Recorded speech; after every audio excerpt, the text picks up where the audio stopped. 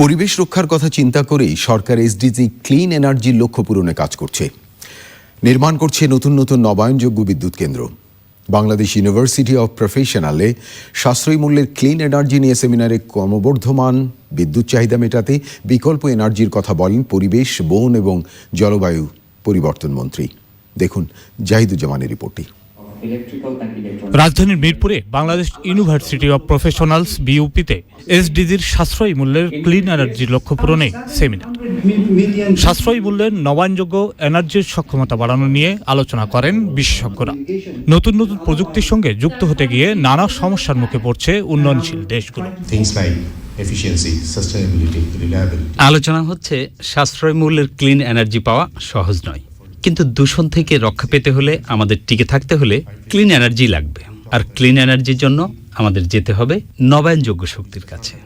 নবায়নযোগ্য শক্তির ব্যবহার বাড়াতে সর্বাত্মক চেষ্টা করতে হবে।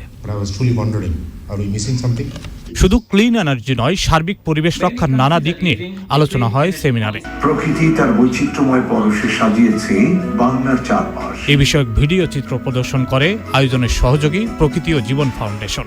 সোলার পাওয়ার নিয়ে কাজ করতে গেলে ব্যাটারি একটা সমস্যা, অন্যান্য জিনিস কিন্তু নানা জিনিসই কিন্তু এই ওয়েস্টগুলো কিন্তু পরে আমাদের সমস্যায় তৈরি করবে। কিন্তু সমাধান যে খুব কাছে আছে তাও না, জানে যেটাই করতে চাই না কেন আমরা, তারপরেও কিন্তু আমাদের কিন্তু করতে হবে এবং মিনিমাইজ করতে হবে আমাদের এই বৈশ্বিক উষ্ণতা অথবা জলবায়ুর পরিবর্তন অথবা নানা বিষয় নিয়ে, যে দূষণ নিয়ে যার নানা রকমের যে জিনিসগুলো ঘটছে আমাদের, সেটাকে কমাতে হলে কিন্তু আমাদের নানা ধরনের ব্যবস্থা যেতেই হবে, উপায় নেই আমাদের।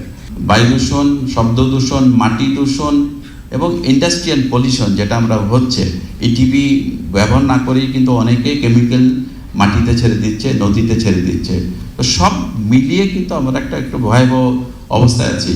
যদিও আমরা চাই একটা ভালো জায়গায় যেতে, এবং সেই ভালো জায়গায় যেতে হলে কিন্তু এই 17টি যে গোল এসডিজিতে, সেটা কিন্তু আমাদের অবশ্যই আমাদের করতে হবে এবং এগিয়ে যেতে হবে। আমরা যখন সবাই হাতে হাত মিলিয়ে কাজ করব তখনই সম্ভব। ক্লিন এনার্জি বিষয়ে এসডিজি লক্ষ্য অর্জনে সরকার বদ্ধপরিকর বলে জানান মন্ত্রী। দিন দিন এনার্জির চাহিদা বাড়ছে, বিশেষ করে বিদ্যুতের চাহিদা বেড়েই চলেছে। এ কারণেই বিকল্প এনার্জির সন্ধানে এখন সারা বিশ্ব। বাংলাদেশ সরকারও সোলার প্ল্যান্ট সহ নবায়নযোগ্য এনার্জির সক্ষমতা বাড়াতে নানা উদ্যোগ বাস্তবায়ন করছে। 2020 সালের মধ্যে এসডিজির 7 নং গোল ক্লিন এনার্জির লক্ষ্যমাত্রা পূরণ করতে পারবো আমরা। আমি নতুন প্রজন্মকেও এই বিষয়ে মনোযোগী এবং সচেতন হওয়ার আহ্বান রাখছি। পরে সেমিনার হলের বাইরে পোস্টার প্রেজেন্টেশন ঘুরে দেখেন অতিথিরা। এই উপলক্ষে বিইউপিতে বিভিন্ন বিশ্ববিদ্যালয়ের অংশগ্রহণে পরিবেশ মেলার আয়োজন করা হয়েছে। Zahiduzzaman, channel I, Dhaka.